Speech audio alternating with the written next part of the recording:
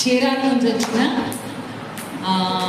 Joseph Livingstone మన మధ్యలో ఉన్నాడు. మన క్లాప్స్ కూడా